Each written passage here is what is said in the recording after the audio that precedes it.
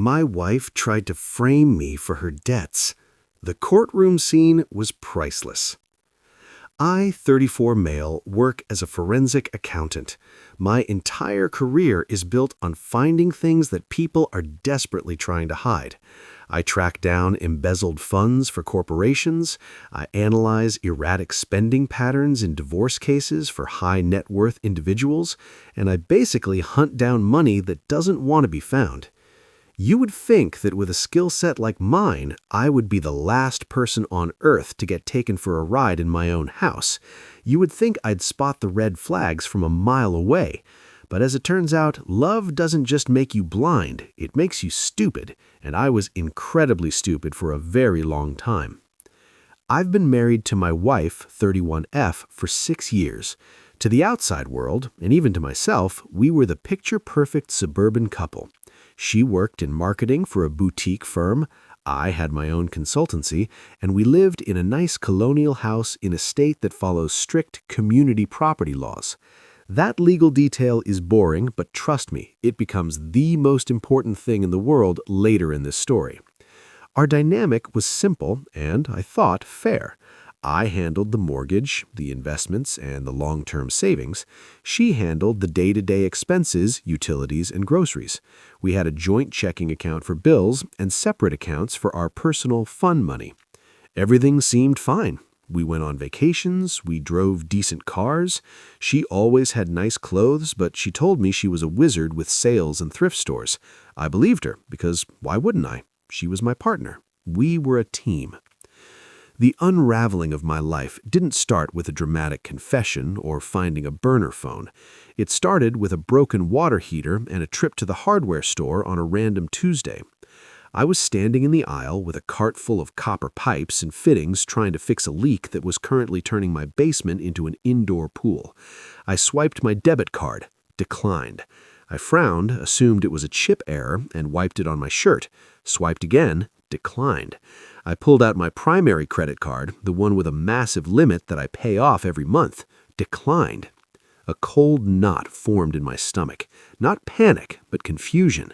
I stepped out of the line, apologizing to the guy behind me, and pulled up my banking app. When the screen loaded, the world sort of tilted on its axis. The joint checking account, which should have had about $15,000 in it for emergencies and bills, was sitting at negative $450. Overdrawn. My primary savings account? Gone. Literally $0.00. But the real horror show was when I checked my credit score app. I didn't just have the 2 cards I knew about. According to the report, I had 5. 3 of them were cards I'd never seen, never applied for, and never held in my hand. They were all maxed out. The total debt flashing on my screen, including the overdrafts and these mystery cards, was hovering around $145,000.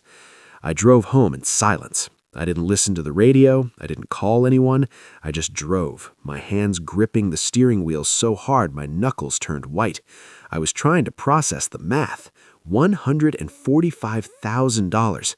That's a mortgage in some places. That's a luxury car. That's a life-ruining amount of money to vanish into air. I walked into the house. My wife was in the kitchen, blending a green smoothie. She was wearing a tennis bracelet I had never seen before. It glittered under the kitchen lights. I didn't yell, I didn't scream, I just tossed my phone onto the island counter, the banking app still open. "We need to talk," I said. My voice sounded strange to my own ears, hollow.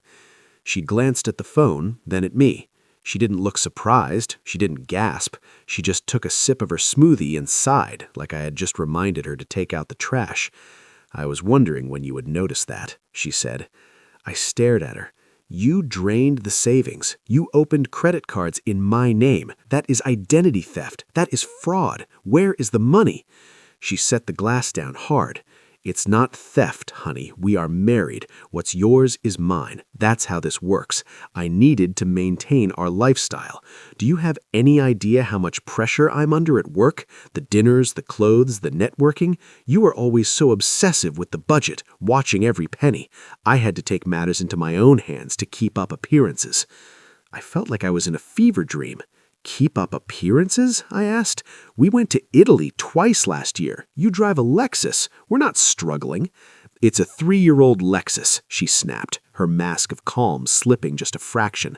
Look, don't be so dramatic. I will pay it back eventually. Just transfer some money from your investment portfolio to cover the minimums for now. It's not a big deal. Not a big deal, I laughed, but there was no humor in it. I am not paying a dime of this. I am freezing every asset we have. I am calling the bank, and I am calling a lawyer. That was the moment the switch flipped. The woman I loved vanished, and something ugly took her place. She leaned over the counter, her eyes narrowing. If you cut me off, I will make your life a living hell. I will tell everyone you are financially abusive. I will tell the court you forced me to take these loans because you wouldn't let me buy food. Who do you think the judge is going to believe? The crying wife who just wanted to buy groceries, or the cold, controlling accountant who tracks every cent? I didn't answer her. I walked out of the room, went upstairs to the guest bedroom, locked the door, and called the best divorce attorney in the city. The next 3 months were a masterclass in entitlement and psychological warfare. My lawyer, a sharp guy named David, advised me not to leave the house. He said it could be seen as abandonment, and since I wanted to keep the house, I bought it before the marriage, though she was on the title now, I had to stay put. So we lived together. It was a nightmare. She moved her mother-in-law into the guest room down the hall for moral support. My mother-in-law is a piece of work. Imagine a woman who thinks the world owes her a first-class ticket just for existing. You really are a piece of trash, MIL said to me one morning when I was trying to make coffee, dragging my daughter through this just because you're cheap. You know, a real man takes care of his wife's debts. It's the price of admission for a woman of her caliber. Her caliber has a credit score of 400 and a pending fraud investigation, I replied without looking up. You watch your mouth, MIL spat. We have already spoken to her attorney. We are going for full alimony. We are going to take the house, the retirement fund, and you are going to be stuck with that debt. She signed those papers as your wife. It is marital debt. Suck it up. They were confident. Terrifyingly confident. And the worst part was, legally, they had a leg to stand on. In our state, debt incurred during the marriage is generally considered community debt, meaning both spouses are liable, regardless of whose name is on the card. Unless I could prove dissipation of assets, basically that the money was spent on things that didn't benefit the marriage, or actual criminal fraud, I was on the hook for half of nearly $150,000. But here's where they messed up. They forgot what I do for a living. They thought I was just sitting in the guest room sulking. I wasn't. I was working. I treated the end of my marriage just like I treat a corporate embezzlement case. I started a forensic audit of my own life. I pulled the metadata from every digital loan application. I cross-referenced IP addresses. I requested transaction logs from the credit card companies. I wasn't just looking for proof she spent the money. I was looking for proof of how she got the money. That is when I found the smoking gun. It wasn't just credit cards. There was a loan application for a $40,000 personal line of credit from a peer-to-peer lending site. It was digitally signed by me. The date of the application was June 14th of the previous year. I pulled up my calendar. June 14th. I froze. A slow smile spread across my face. On June 14th, I was on a fly fishing trip in Montana with my father and brother. We were deep in the backcountry. We didn't just have bad reception, we had zero reception. No cell service, no Wi-Fi, no electricity. Just a satellite phone for emergencies that was turned off in a waterproof bag. I tracked the IP address of the loan application. It didn't come from our house. It came from a secure server at my wife's workplace. Then I looked at the notary log for a second loan, a modification to a car title she tried to push through to get cash against her car. The notary was a friend of hers. The signature was a clumsy forgery of mine. This wasn't just debt. This was criminal fraud. My lawyer, David, was ecstatic when I handed him the binder.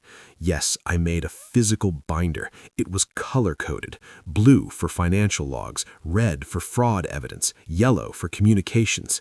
"This is beautiful," David said, flipping through the IP logs and flight manifests. "But we don't show this yet." "Wait, why not?" I asked, desperate to end this. David smiled, a shark-like grin. "We wait for the deposition. We let her lie under oath. Once she commits perjury, we don't just win the divorce, we destroy her credibility forever. If we show her this now, she will come up with an excuse. We need to trap her." So we waited. The entitlement escalated as the court date approached. My wife demanded temporary spousal support, claiming she had zero access to funds because of my abuse. The judge, erring on the side of caution, as they often do early in the process, ordered me to pay her $2,000 a month until the final hearing. She smirked at me across the courtroom when the gavel banged. "Better get used to writing checks," she whispered as we walked out.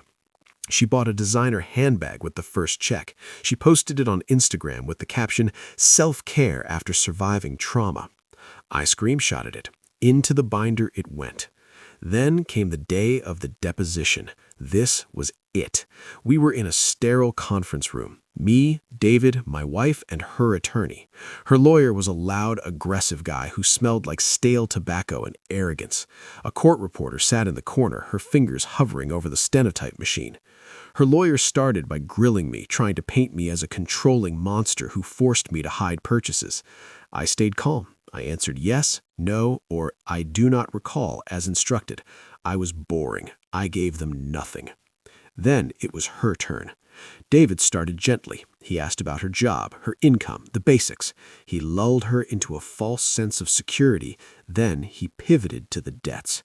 "Mrs. Wife," David asked, sliding a piece of paper across the table, "do you recognize this loan application for $40,000 from Lendrite?" "I do," she said, her voice trembling just the right amount. She was performing. She was playing the victim perfectly. "And who filled out this application?" "My husband did," she pointed a manicured finger at me. "He told me we needed cash for a renovation. He made me sit next to him while he typed it out. He said since his credit was better, he would put it in his name, but he made me click submit so I would feel involved. He is very controlling like that." I kept my face stone cold. Under the table, my hands were clenched so hard my fingernails were digging into my palms. "So, you are stating under oath that my client was physically present at the computer instructing you to take out this loan on June 14th? "Yes," she said firmly. "I remember it clearly. It was a Tuesday. He was wearing his blue polo." David nodded slowly. "And this credit card application from March 3rd, the one approved for $15,000? "Same thing," she said, gaining confidence. "He did it. He just used my email because his was full of spam. He signed everything." "You didn't forge his signature?" "Absolutely not. I would never do that. I love my husband, even if he's difficult." She wiped a non-existent tear. Her lawyer looked bored, checking his watch. He thought this was a slam dunk. He thought he was going to take me to the cleaners. David paused. He reached into his briefcase and pulled out a thick document. "I would like to introduce Exhibit C." He slid the paper to her lawyer. "Mrs. Wife, you stated my client was with you on June 14th. This is a flight manifest and a sworn affidavit from a fishing guide in Montana. It places my client 1,200 miles away from the IP address used to sign that loan. He was in a drift boat without internet access. He was literally off the grid." The room went silent. The hum of the air conditioner suddenly seemed deafening. My wife blinked. Her mouth opened, then closed. "Well, maybe I got the date wrong." "Maybe," David said, his voice dropping an octave, becoming deadly serious. "But the digital timestamp on the loan is verified, and the IP address, it traces back to your corporate desk at your workplace. My client has never had access to your building. How do you explain him applying for a loan from your office computer while he was physically in Montana?" Her lawyer snatched the paper, reading it frantically. His face went from bored to flushed red. He started flipping through his own notes. He gave me his password. He told me to do it for him over the phone." "Over the phone? In a dead zone?" David pressed. "And what about this?" He slid the notary log across the table. "This is for the car title loan. You see the signature? We had a handwriting expert analyze it. It is a match for your handwriting, not his. Furthermore, we have a text message here." David pulled up a printout of a screenshot. "From you to the notary, your friend Sarah, dated the day before. It reads, 'He won't sign it, so I need you to do me a solid. Just stamp it, I'll handle the squiggle.'" My wife went pale, ghostly pale. It was like the blood had been drained from her body. Her lawyer looked at the text message. He closed his folder. He looked at his client with a mixture of disgust and panic. He knew right then that she had lied to him, and he had let her lie under oath. "We need a recess," her lawyer barked, standing up. "No," David said calmly. "I have one more question. Mrs. Wife, are you aware that perjury in a civil deposition is a crime, and that identity theft across state lines, since the lender is based in Delaware, is a federal offense?" She didn't answer. She just stared at the table, picking at a loose thread on her sleeve. The entitlement, the arrogance, the victim act, it all evaporated. She looked small. The deposition broke them, but the final hearing buried them. They tried to settle immediately after the deposition. They offered to drop the alimony request if I split the debt. I said no. They offered to take 75% of the debt if I let her keep the car. I said no. I was done negotiating. I wanted the judge to hear it. I wanted it on the public record. We went before the magistrate a month later. The atmosphere was different. Time. Her lawyer was subdued, almost apologetic. My wife looked like she hadn't slept in weeks. MIL was in the gallery glaring daggers at me, still oblivious to the gravity of the situation, probably thinking her daughter was still the victim. David laid it all out. The flight records, the IP logs, the text messages, the forensic accounting showing the money wasn't spent on groceries or bills. It was spent on online gambling, a secret addiction she had hidden remarkably well, luxury clothes, spa treatments, and funding a lifestyle coaching business for her best friend that never launched. The judge, a stern woman in her 60s who looked like she tolerated zero nonsense, reviewed the evidence. She adjusted her glasses and looked down at my wife. "Ma'am," the judge said, "in my 20 years on the bench, I have seen many financial disputes, but rarely have I seen such a calculated effort to defraud a spouse and then abuse the legal system to cover it up." My wife tried to speak. "Your Honor, I have a disease." "You have a spending problem," the judge cut her off, "and you solved it by committing felonies. You attempted to frame this man for your debts. You lied in your financial disclosures. You lied in your deposition." The ruling was swift and brutal. First, the debt. The judge cited dissipation of assets and fraud. 100% of the $145,000 debt was assigned to her. I was absolved of all liability regarding those accounts. The judge made it clear that because the debt was incurred through fraud, it was not community property. Second, the assets. Because she had drained our joint savings, $15K, and tried to hide it, the judge awarded me the house in full as an offset. She got her clothes and personal items. That's it. No equity payout, nothing. Third, alimony. Denied with prejudice. The judge actually laughed, a dry, sharp sound, when her lawyer tried to weakly argue for it. "She has the capacity to work," the judge said, "though she might want to find a job that doesn't require a security clearance." Fourth, legal fees. Because of her bad faith conduct and the clear fraud, she was ordered to pay my legal fees. That was another $22,000 on top of the pile of debt she already had. But the cherry on top came right at the end. As the bailiff was dismissing us, the judge looked at the court reporter. "Please prepare a transcript of the respondent's deposition and this hearing. I am forwarding this file to the district attorney's office for review regarding the perjury and forgery admission." My wife collapsed into her chair. MIL started screaming from the back row. "You can't do this. He has plenty of money. This is unfair. You are ruining her life." The bailiff escorted MIL out. I stood up, buttoned my jacket, and looked at my ex-wife one last time. She wasn't looking at me. She was looking at her hands, trembling. It's been 6 months since that day. The fallout was total. When the fraud came to light, her company fired her. Financial crimes are a big no-no in marketing when you handle client budgets. She had to move back in with MIL. The district attorney did pick up the case. She pleaded down to misdemeanor forgery and fraud to avoid jail time, but she has a permanent criminal record now. She's on probation for 3 years and has to pay restitution. As for the debt, it defaulted. Since it's all in her name now and she has no job, she declared bankruptcy. But here is the thing about bankruptcy. It doesn't always wipe out debt acquired through fraud if the creditor challenges it. And believe me, the banks challenged it. She will be paying that off for the rest of her life. I kept the house, but I sold it almost immediately. Too many bad memories. I bought a smaller place, a nice condo in the city with a view of the skyline. I'm still single. I don't think I can trust anyone with a bank account right now. I check my credit report every Friday, like a ritual. It feels weird. I won completely and totally. I got the revenge everyone talks about. But standing in that courtroom, watching the woman I once loved get destroyed by her own lies, it didn't feel like a victory parade. It felt like watching a car crash in slow motion. However, I did get one moment of pure, petty satisfaction. Last week, I got a letter from a collection agency looking for her. They somehow linked her old address to me. I called them up.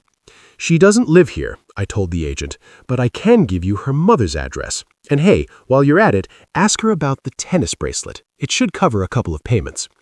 If you want to see more stories about financial forensics and how to catch a liar, hit that subscribe button. It's free, unlike my ex-wife's lifestyle.